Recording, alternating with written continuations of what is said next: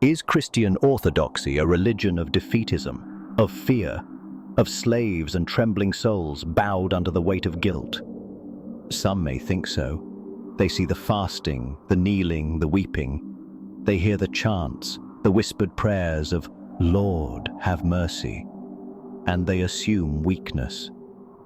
Surrender, a life bowed low. But let me tell you what it really is.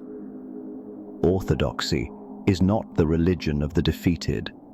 It is the faith of those who have met their own brokenness head-on and found, not despair, but a Savior who knelt down beside them. It is not for the fearful.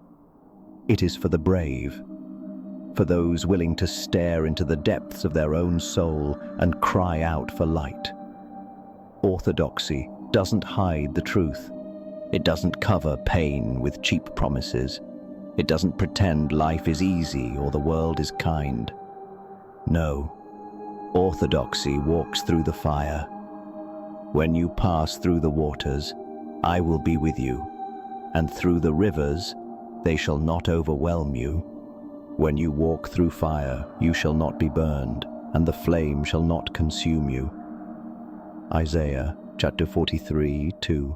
It is the path of martyrs who sang hymns while flames consumed their bodies, like St. George, who stood unshaken as he faced torture and death under the Roman Empire, or St. Catherine, who confounded philosophers with wisdom and courage beyond her years.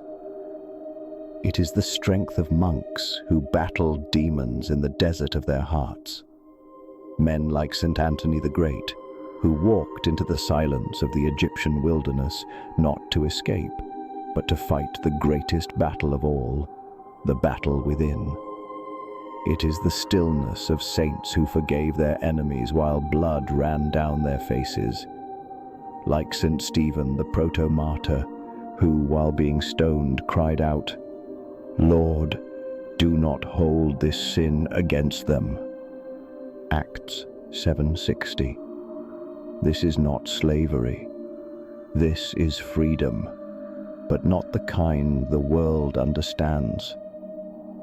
They that wait upon the Lord shall renew their strength. They shall mount up with wings as eagles. They shall run and not be weary. They shall walk and not faint. Isaiah 40:31. It is the freedom of knowing that you are not your sin, that death is not the end, that humility is not weakness, and that true power is found in love. For God gave us a spirit not of fear, but of power and love and self-control. 2 Timothy 1:7. Fear. Orthodoxy is not afraid. It kneels, not in terror, but in awe. It bows, not to grovel, but to rise transformed. Defeat, no. Orthodoxy begins at the cross, but it doesn't end there. It walks through the tomb and into the resurrection.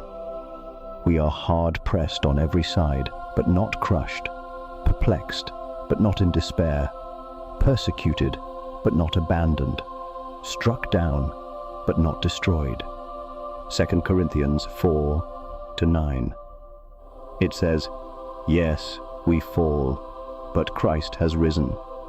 Yes, we are dust, but filled with breath from God. Yes, we weep, but our tears water the seeds of eternity." So call it what you want, but understand this: Christian orthodoxy is not for the faint of heart. It is a call to die to yourself, so you can truly live. To carry your cross, not as a prisoner, but as a disciple following love to the ends of the earth.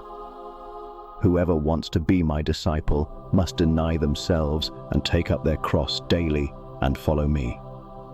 Luke 9:23.